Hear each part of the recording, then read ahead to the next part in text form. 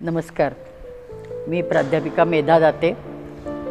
आज 2 जानेवारी तपानेच तप साधते। तप हा पंचसाधन मार्गातील एक सर्वश्रेष्ठ साधन आहे।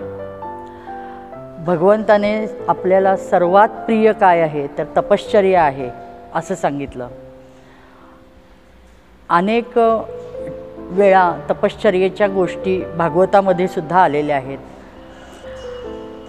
फक्त माणसाने सुद्धा निश्चय करून तप करायला सुरुवात करणं गरजेचं आहे। तपासाठी कुठं जंगलात जावं लागत नाही।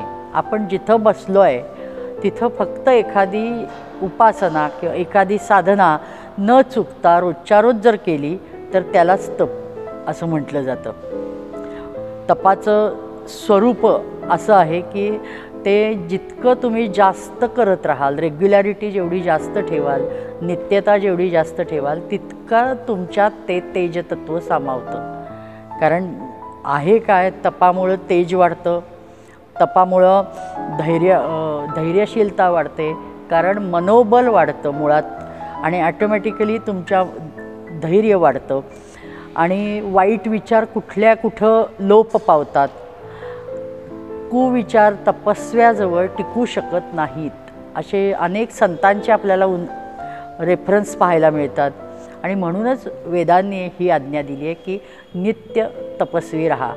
भले तुम्ही 2 मिनटं करा, 5 मिनटं करा, 10 मिनटं करा, पण न चुकता ठराविक वेळेला ठराविक काळ त्यासाठी तुम्ही नामस्मरण करा, ध्यानधारणा करा किंवा कोणतीही अन्य उपासना करा।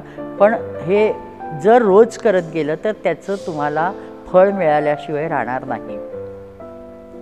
आणि ही वैश्विक उपासना जर कोणची करायची असेल ज्याचा उपयोग विश्वाला होणार आहे असं असेल तर मी पुन्हा तुम्हाला अग्निहोत्र करा हेच सांगेन। कारण त्यापासून शुद्ध हवा निर्माण होती आणि आज जगासमोर मोठी समस्या काय आहे तर प्रदूषण। आणि त्या प्रदूषणावर मात करण्यासाठी आपण खारोटीचा वाटा उचलणं म्हणजेच नित्य अग्निहोत्र आपण आपल्या घरात करणं। रोज जर आपल्याला शुद्ध हवा हवी आहे ना, मग ती शुद्ध हवा तरी आपण निर्माण करणं गरजेचं नाही का? आपण काय विचार करत असतो की मला चांगला ऑक्सिजन मिळायला पाहिजे, ऑक्सिजन मिळायला पाहिजे म्हणून लोक फिरायला जातात, पळापळ करतात, खूप ध्यानधारणा करतात, खूप प्रकार करतात। योगामध्ये हल्ली आपले रामदेवजी बाबा सांगतात की प्राणायाम करा, प्राणायाम करा, पण तो प्राणायाम कुठल्या ठिकाणी घडतो ह्याला महत्त्व आहे ना। जर एखाद्या कारखान्याची दूषित हवा बाहेर सोडत असतील आणि त्या वातावरणात जर तुम्ही प्राणायाम केलं तर ते तुम्हाला हानिकारक होणार नाही का? मग ते तशी हानी पोचू नये ही जबाबदारी कुणाची आहे? आपलीच आहे।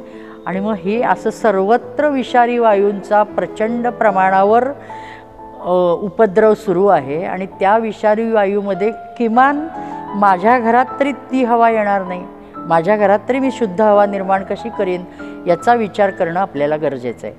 आणि तो विचार करून ती कृती करणं म्हणजेच अग्निहोत्र करणं। आणि जर आपण नॉर्वेसारख्या देशात नाही की 6 महिन्यांनी एकदा सूर्योदय होतोय, 6 महिन्यांनी एकदा सूर्यास्त होतोय, किमान आपल्या देशात 12-12 तासांनी सूर्योदय सूर्यास्त ह्या क्रिया आपल्याला पाहायला मिळत आहेत। तर आपलं हे भाग्य समजायचं आणि त्या संधीचा फायदा घेऊन रोज सकाळी रोज संध्याकाळी अग्निहोत्रात आहुती द्यायचं जर कर्म केलं तर आपल्याकडनं हे मोठं कर्म घडेल आणि हे आपलं तपच म्हणायचं।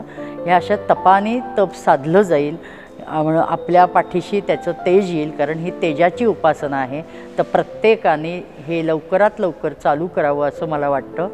आणि पुढं असेच जे शास्त्राशी संलग्न असणारे याच्याशी विषय आहेत आणि वेदांनी जे पूर्वी सांगून ठेवले आणि त्याला आज शास्त्र काय कसं हातमिळवणी करतंय हे आपण हळूहळू पाहत राहणार आहोत। धन्यवाद।